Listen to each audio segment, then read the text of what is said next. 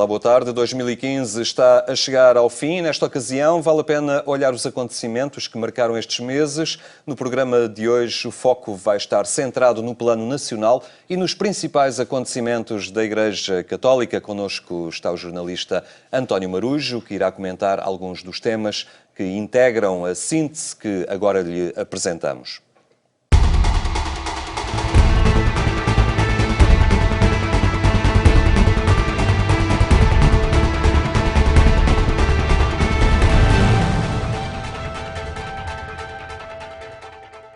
Con la sua morte e risurrezione, Gesù indica a tutti la via della vita e della felicità. E questa via è l'umiltà, che comporta l'umiliazione. Questa è la strada che conduce alla gloria. Nomen Christi.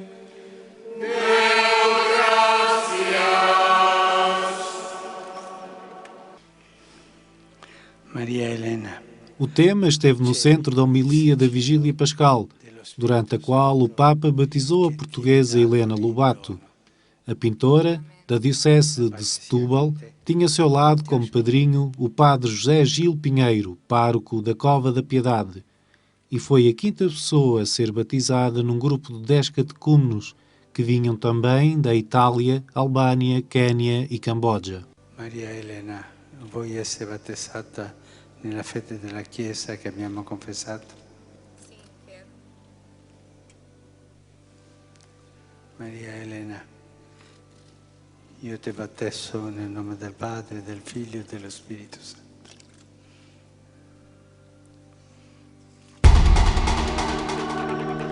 O Dia do Consagrado foi assinalado com uma Eucaristia na sede de Lisboa, presidida por Dom Manuel Clemente. Um momento celebrativo em que participaram muitos membros de institutos e congregações religiosas que sublinharam a importância desta semana dedicada ao consagrado. I think it is a nice opportunity to renew our consecration. Our world needs the witness, so the consecrated life is most important. O dia começou cedo com os bispos portugueses a celebrarem uma missa junto ao túmulo de São Pedro. O ato marcava o início da visita ad limina, que continuava depois com o encontro do Papa Francisco com os bispos das diversas províncias eclesiásticas e ordinariato castrense. Já na Sala Clementina, Francisco recebia os 37 membros da comitiva portuguesa. Na mensagem entregue ao Episcopado, o Papa revela a sua preocupação com o que define como debandada da juventude na Igreja e lembrou que sem jovens cristãos não haverá famílias cristãs.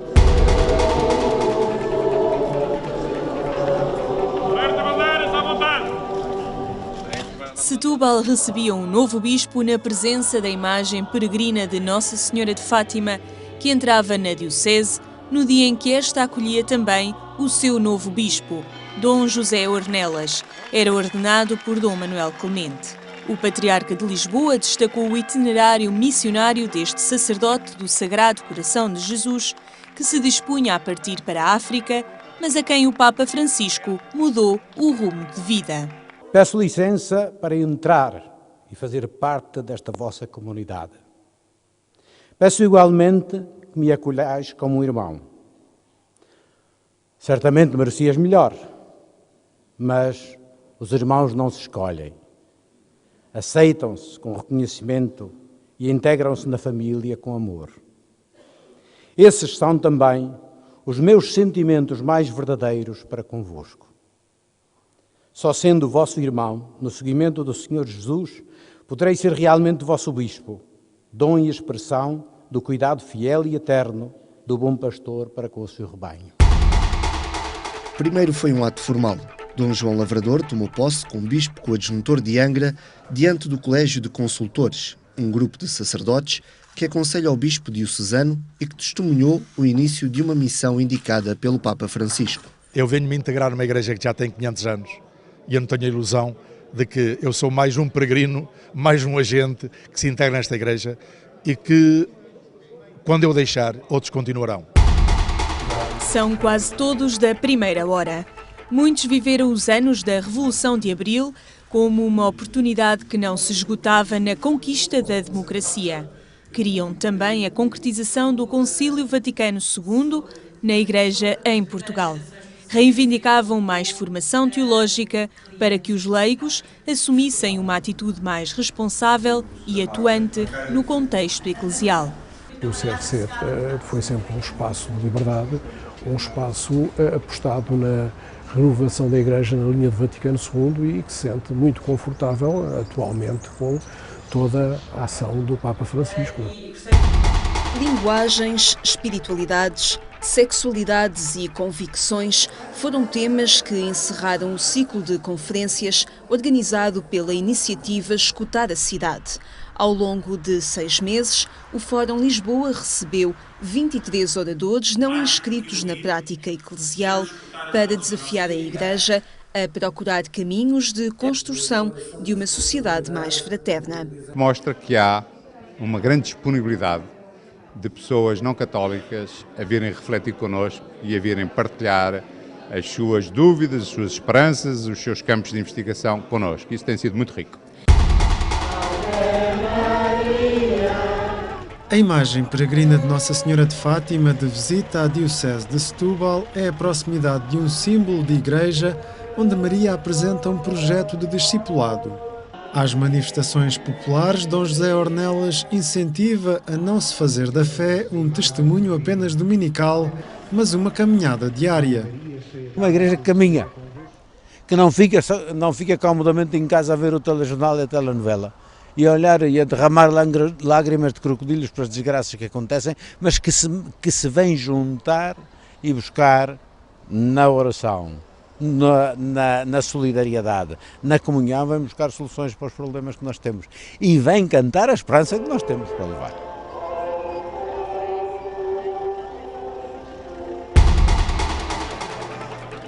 Foi no Santuário de Fátima que aconteceu uma das primeiras aberturas das Portas Santas em Portugal, no ano jubilar da Misericórdia. A Porta Santa é a porta do apóstolo São Tomé na Basílica da Santíssima Trindade e abriu-se para os muitos peregrinos que participaram na celebração que assinalou o Jubileu da Misericórdia. Esta é a porta do Senhor. Por ela entramos para alcançar misericórdia e perdão. O Jubileu da Misericórdia na Diocese do Ordinariato Castrense começou com a abertura da Porta Santa na Igreja da Memória, em Lisboa. Um sinal de comunhão com a iniciativa do Papa Francisco e com a Igreja Universal.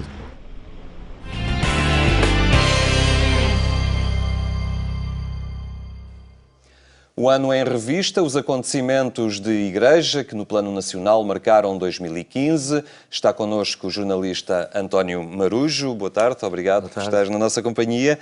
Este foi um ano marcado por alguns acontecimentos mais significativos, alguns deles que foram sublinhados nesta revista.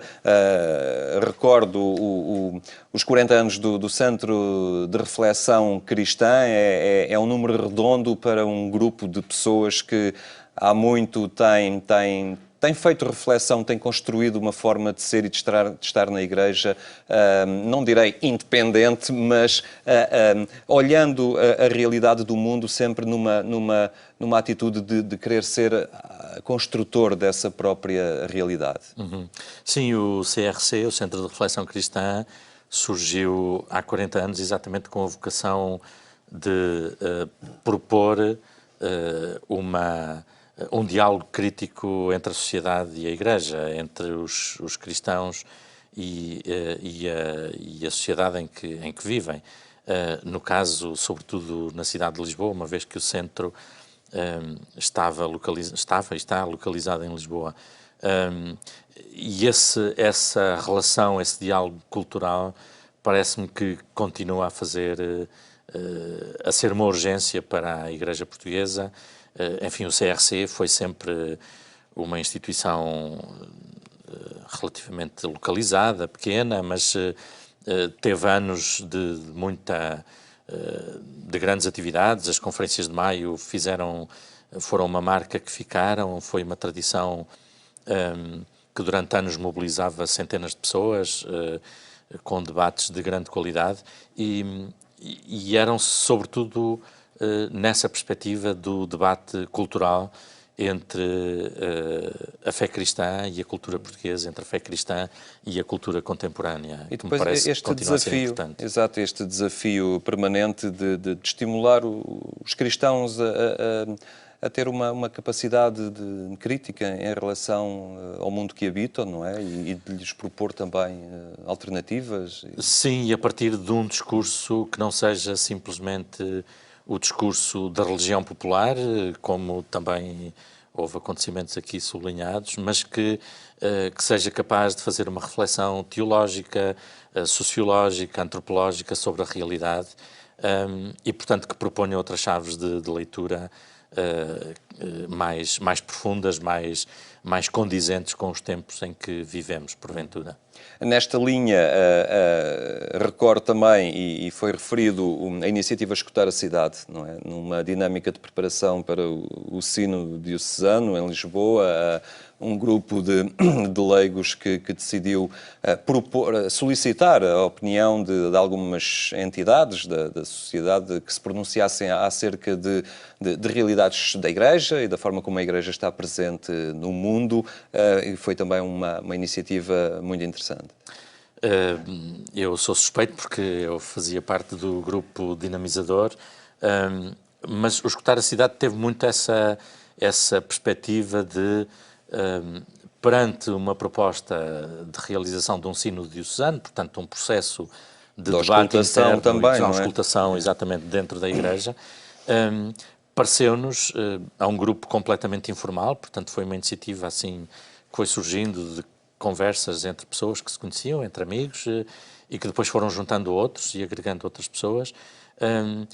Pareceu-nos que fazia falta um passo prévio, que era, se estamos a debater o que deve ser a Igreja em Lisboa, no caso, na Diocese de Lisboa, para os próximos tempos, deveremos começar por conhecer a realidade em que vive e em que atua essa Igreja. E, portanto, esse passo da leitura da realidade pareceu-nos fundamental e foi muito nessa perspectiva que construímos a iniciativa, ou seja, um conjunto de 6 sessões que em 6 meses consecutivos, entre janeiro e junho, teve o propósito de convidando pessoas que a si mesmo se identificam como não sendo crentes, ou pelo menos não estando próximas da Igreja, convidá-las a fazer um exercício de leitura da realidade de diferentes áreas. Portanto, em cada sessão tínhamos um grande tema e depois esse tema era desdobrado em 2, 3, 4 intervenções. E essas pessoas, de facto, ajudaram-nos, acho eu, de um modo muito profundo e muito arguto e com desafios muito interessantes a fazer essa leitura da realidade que nos cerca, e trouxeram-nos algumas coisas, digamos que até vindo de quem vinha, portanto, pessoas que de alguma maneira estavam mais longe, e depois isto tudo, para dizer um parênteses, esta questão da geografia é muito relativa, porque havia pessoas que a si mesmas se identificavam como dizendo, bom, eu estou à porta da Igreja, umas vezes bato com a porta, outras vezes apetece-me sair da porta, outras vezes apetece-me entrar. Portanto, mesmo esta relação com a Igreja, as pessoas em diferentes fases, cada pessoa vai tendo momentos diferentes e fases diferentes. Mas, fechando o parênteses, os desafios que essas pessoas nos apresentavam, pareceu-nos que foram, vários deles vieram muito ao encontro de urgências que a própria Igreja, que muita gente dentro da Igreja sente. Desde logo, por exemplo, a centralidade do texto bíblico, que deveria ter mais realce na Igreja. Vários dos intervenientes destacaram a importância, do ponto de vista literário, do ponto de vista cultural, mesmo do ponto de vista religioso e teológico, que a Bíblia tem para eles, portanto, pessoas que não sendo crentes afirmavam isso, e desafiavam a Igreja a tornar o texto bíblico mais presente. E, portanto, desde logo esse desafio acho que é extraordinário, vindo de quem vinha, para que a Igreja o assuma e torne a Bíblia mais presente na nossa cultura e na missão da Igreja. E depois questões como a erradicação da pobreza, num tempo que temos vivido tão difícil e tão de pessoas tão sacrificadas por uma série de políticas e de anos sucessivos de políticas que castigaram tanta gente mais pobre e mais necessitada, e às vezes relacionado com a pobreza ou não, por exemplo, a questão da solidão, que também houve várias pessoas a falar desse problema, mesmo na grande cidade como é Lisboa, e talvez sobretudo aí, portanto, cada vez mais pessoas a viver cada vez mais sozinhas. E depois outras questões mais da ordem política, poderíamos dizer, que é a necessidade de uma maior justiça social e de um sistema de justiça que funcione, e a necessidade de uma maior participação das pessoas no interior do sistema político, na organização da sociedade, enfim. Portanto, tudo desafios que pareceu-nos que vinham muito ao encontro de perspectivas, por exemplo, da doutrina social da Igreja, mas aos quais a Igreja deveria talvez dar mais atenção no seu conjunto, nas suas comunidades. Claro. Este também foi um ano marcado pela visita dos bispos a Roma, a visita ad limina. Ela acontece periodicamente, mas calhou neste ano, 2015, e sempre há alguma expectativa em torno daquilo que o episcopado vai escutar do Papa. Escutou alguns desafios, também a constatação de que, no que toca nomeadamente à juventude, assistimos a uma debandada que não é para deixar tranquilos, não é? E que é desde logo um desafio a que se mexa alguma coisa no trabalho com os jovens. Parece-me que sim, porque parece-me, do que eu tenho experimentado e ouvido de muitos lados, parece-me que o discurso da Igreja oscila entre, podíamos dizer quase em caricatura, uma espécie de esquizofrenia em relação aos jovens, porque ora se diz que os jovens estão muito longe da Igreja, ora se diz que, sobretudo quando há grandes acontecimentos como as Jornadas Mundiais de Juventude e outros do género, que afinal isso não é verdade, que os jovens estão a regressar. Ora, possivelmente nem um nem o outro extremo são verdadeiros, ou pelo menos no seu, assim, tomados isoladamente. Há de facto muitos jovens que continuam a aderir à mensagem de Jesus e, portanto, que vivem uma experiência de Igreja forte, mas lá está, o que me parece que falta é que a Igreja saiba falar uma linguagem contemporânea a estes jovens e que saiba propor essa mensagem de Jesus, porque é disso que se trata, de uma forma diferente, que não seja a proposta que existia há 50 anos, ou há 100, ou há 20, quando eu era mais novo e também andava nessas dinâmicas, ou há 30.